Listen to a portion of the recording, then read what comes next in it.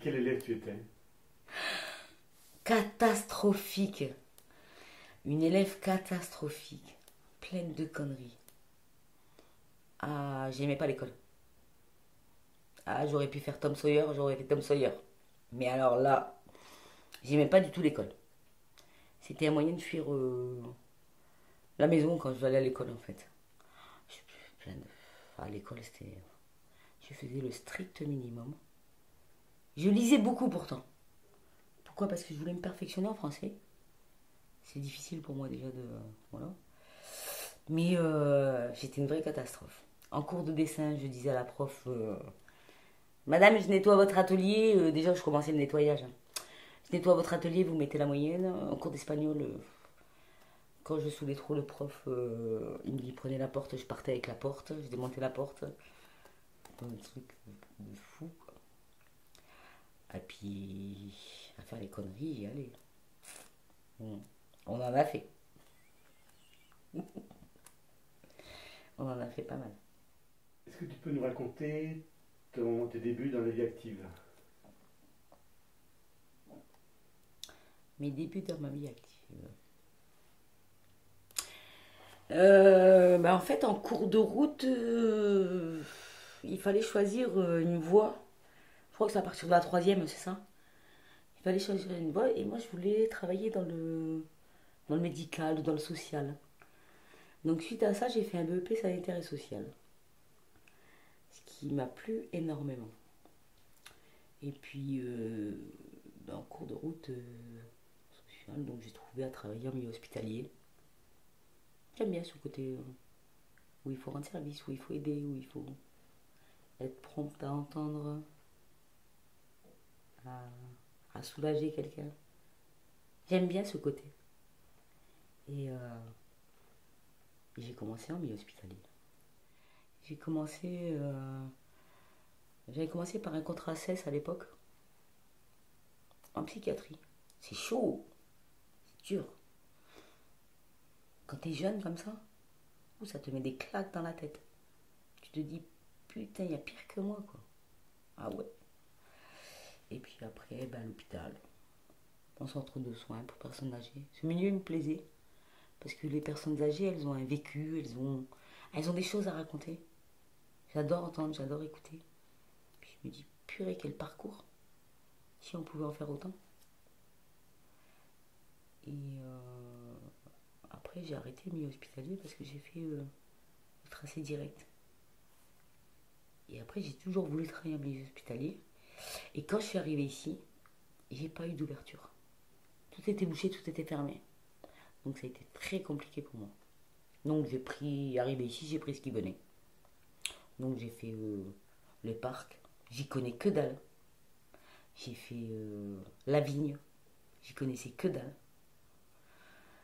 Et après, je suis partie en restauration. C'était différent. J'ai vécu de bons moments. Ça m'a plu la restauration. Bon, bien sûr, après, on commence à bas de l'échelle, hein, à la plonge. Et puis, dans certains restaurants, ils m'ont donné l'opportunité d'évoluer en cuisine. C'est pas mal, c'est bien. C'est une charge lourde, une responsabilité énorme, mais ça me plaît de me battre pour pouvoir arriver à faire les choses. Donc, est-ce qu'on peut dire que quand tu étais petite, tu rêvais de travailler dans le milieu hospitalier, quand tu étais à l'école par exemple, c'était quelque chose qui t'intéressait particulièrement alors? Ouais, ah ouais, ouais, ça fait partie des rêves, c'est vrai. Oh, on en revient, hein. Ça fait partie des rêves. Ce milieu médical, ce milieu social, ouais, ça m'aurait pas déplu d'évoluer dans ce sens-là, ouais. Moi, après, c'est le seul truc que je peux regretter dans ma vie. Mais après, ben après, je me remotive en disant, ben non, faut pas regretter parce que t'as appris d'autres choses. Donc ça m'a permis d'avancer quand même, de faire autre chose. Est-ce que tu aimerais retourner soit dans le milieu médical ou soit dans la restauration? Ah oui, j'ai essayé pendant 4 ans. Oui, milieu médical, alors milieu hospitalier, ouais. J'adore ce côté. J'adore. Bon, à l'époque, quand j'étais jeune, j'avais cette envie, hein, cette ambition de faire, d'évoluer. Je voulais rentrer en tant qu'ASH et puis après évoluer. Je dis si j'en ai les compétences et la capacité de devenir aide-soignante et pourquoi pas infirmière, si ça me permettait de. Il y a eu une cassure après. Il y a eu une cassure et j'ai rien fait en fait. J'ai pas pu évoluer comme je voulais. Ça c'était dans mes rêves d'enfant, mes rêves de jeune fille là. J'avais envie d'avancer dans ce sens-là. Ça n'a pas marché. Après on est passé à autre chose. C'est pas grave. J'ai appris. Et puis là, j'y suis retournée il n'y a pas longtemps, pendant 4 ans en milieu hospitalier. Et ça n'a pas marché non plus. Parce que ce côté grande gueule qui pénalise. Parce que ça peut être une qualité comme un défaut. Hein. Et bah, tous les jours, j'allais les saouler pour avoir la titularisation en fait. Et ça s'est pas fait. Je les ai trop saoulés. Voilà. Et maintenant, Maintenant, je suis la meilleure serpillothérapeute de Bèze. Non, c'est pas vrai, je rigole.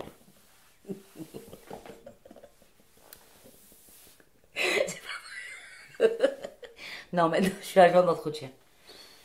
Je suis agent d'entretien et puis ben. Ouais, mais c'est bien. Non, je vous dis serpillothérapeute parce que je rigole aussi. C'est bien de faire du bien aux surfaces aussi. Ils ont rien demandé, ils ont pas demandé à être sale. Hein. Donc voilà quoi. C'est pour ça que je déconne avec ça. Voilà. Et ça fait partie de ce côté social, ce côté envie d'aider les autres en fait. Et là, je le retrouve dans le boulot que j'ai actuellement. La personne qui galère à porter son sac, tu l'aides. C'est rien, mais c'est beaucoup à la fois. Il y en a qui ne se rendent pas compte. Il y en a qui sont touchés. Puis il y a ceux qui te disent merci tout simplement. Voilà. Je l'ai vu se dégrader en fait, ce côté solidarité et bonne ambiance et chacun se cloître chez lui sans donner de nouvelles. Vient un monsieur là, je le voyais pas. Je passais dans les bâtiments, je passais et puis en fait j'ai une manie, c'est d'enlever les tapis quand je secouais les tapis, d'enlever les tapis. Et le tapis, il était toujours au même endroit à chaque fois que je passais. Et en fait, ce monsieur, il avait eu un accident de voiture. Mais moi, je ne savais pas. Et puis, comme je sais qu'il est seul chez lui, bah, je suis allée voir le gestionnaire de secteur. Je lui ai dit, écoute, tu peux pas appeler, parce que lui, il a le numéro de tout le monde, en fait. Hein. Je lui ai dit, tu peux pas appeler, voir si tout va bien ou pas, parce que je m'inquiète. Le tapis est toujours au même endroit, et il n'y a pas de bruit, et je le vois plus, et voilà. Et en fait, ce monsieur avait eu un accident de voiture. Donc il était à l'hôpital et voilà. Et bien, il a été très touché. Il m'a fait un texto, on aurait dit un livre. Tellement. Voilà, il a eu des. Ah oui, j'ai eu des nouvelles comme ça en fait. Parce que je me suis inquiétée de cette personne. Et ça, je veux le créer, moi, les affaires. Je veux ce petit côté. T'as besoin d'un truc, je t'aide. Après, il y en a qui abusent. Il y en a, c'est systématique.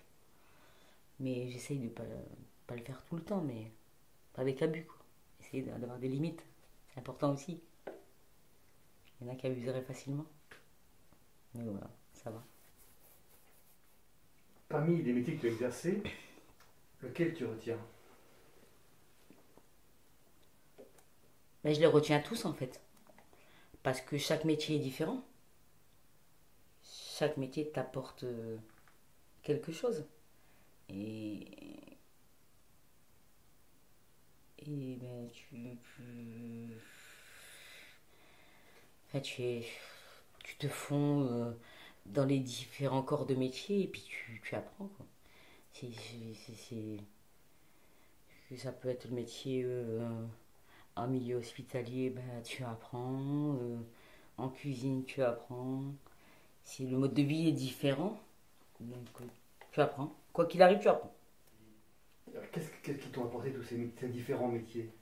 Tous ces différents métiers m'ont appris, écoutez bien, à savoir me démerder dans la vie. Quoi.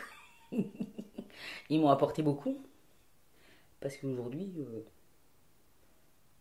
bah, je peux m'en sortir malgré tout. Je sais faire. Peut-être pas bien, mais je sais faire. Et si je te demande d'en choisir un parmi tous, tout ce que tu as fait, Parmi tout ce que j'ai fait, celui que je... Oh, c'est difficile, hein. C'est difficile parce que en milieu hospitalier, j'aime bien. On fait plusieurs choses. Et en cuisine, j'aime bien aussi. Donc, bon, la cuisine, on va le prendre comme une passion parce que j'ai pas fait des diplômes et tout ça pour. Bon, allez, on va dire le milieu hospitalier. Le contact humain, c'est bien.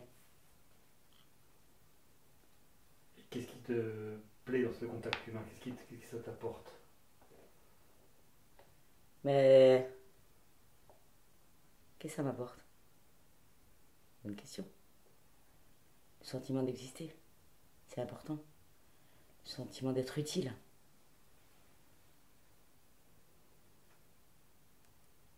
Mais comme la cuisine un peu quand même. Le sentiment de donner du bonheur aux gens, d'apporter, d'amener un bien-être à la personne qui est en face de toi.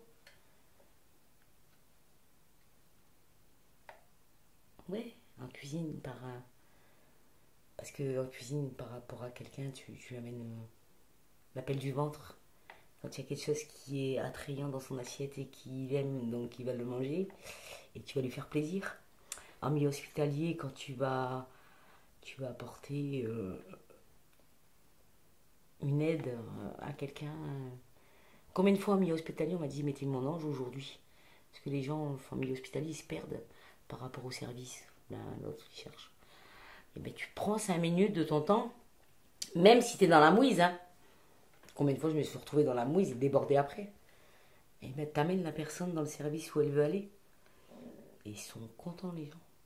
C'est impressionnant. Ça aide.